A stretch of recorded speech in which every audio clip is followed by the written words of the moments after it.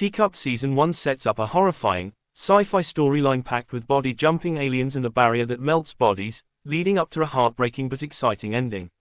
The Stephen King-approved horror show follows two rural families who get trapped inside a blue line, learning the horrors that will happen if they try to cross it at the end of Teacup Episode 2.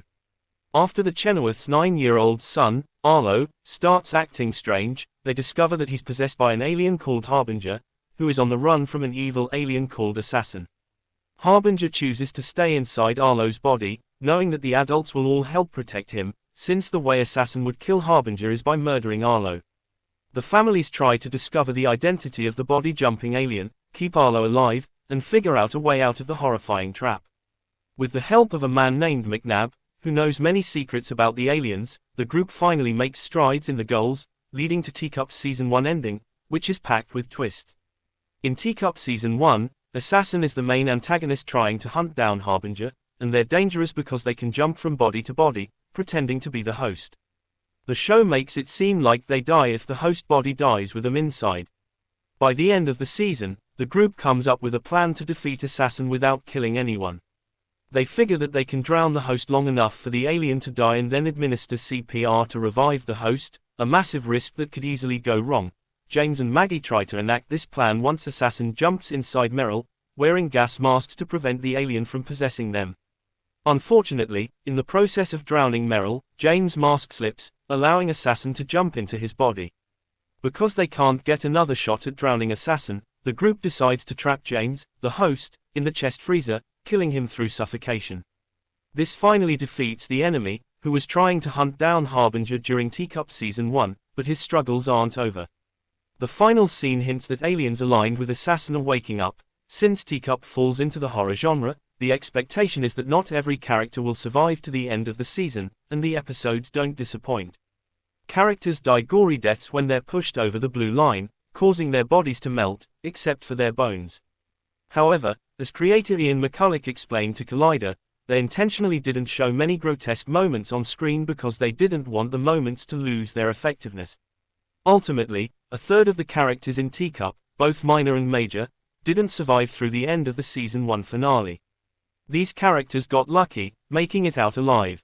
Each family lost at least one member, bringing them closer to their fellow trapped individuals. These characters finally cross the blue line safely. However, the loss of James hits the Chenoweths particularly hard, with Meryl begging Maggie to let him back out of the freezer chest. The death of Valeria Shanley is also rough to watch because Assassin is cruel enough to force her son to push her over the blue line, giving her a gruesome death. In addition to wiping out characters, this action shows how cruel and heartless Assassin is, working only in their best interest. Peacock's Teacup introduces a mysterious, decrepit-looking tree with magical properties on the farm. People can't touch the tree under typical circumstances, they are only able to touch the branch after consuming a small amount of rainbow liquid poison. It turns out that the tree in Teacup causes the force field that Assassin needs to keep the humans and Harbinger inside.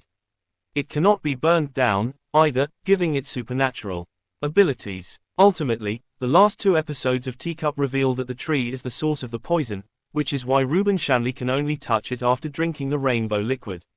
Luckily, there's just enough left for him to break off one of the branches.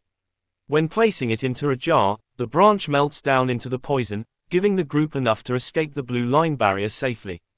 In Teacup episodes 5 and 6, Harbinger reveals that he needs to turn on some sort of machine, seemingly to prevent a massive alien invasion. However, he doesn't provide any details about the location of the machine. During the finale of Peacock's Teacup, Harbinger, in Arlo's body, starts drawing a jagged blue line on a piece of paper, repeating the same pattern over and over.